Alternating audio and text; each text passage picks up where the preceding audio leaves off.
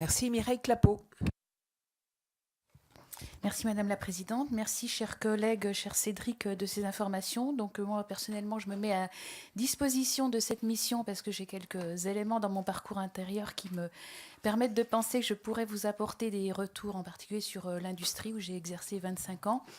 J'ai organisé récemment dans ma circonscription un événement vin et numérique où une start-up qui reconnaît de façon automatique les maladies sur les feuilles de vigne a été en fait repoussée d'un geste à la main par les viticulteurs traditionnels en disant non, non, ça ne marchera pas et on n'en veut pas, ça nous dépossède.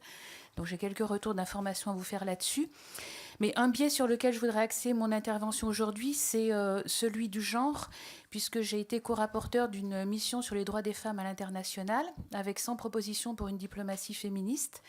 Donc, vous l'avez dit dans votre rapport, il y a une sous-représentation des femmes dans les métiers techniques, scientifiques et numériques. C'est ce qu'on appelle le gender tech gap.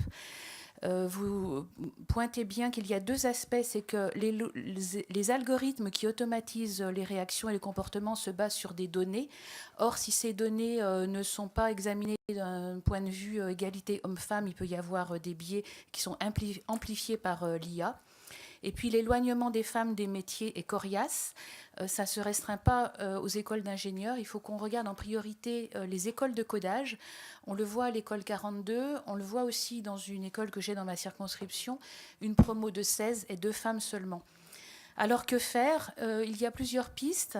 D'abord, la France va avoir la présidence du G7 en 2019 et nous pourrions poursuivre l'initiative Eskills for Girls et créer quelques événements.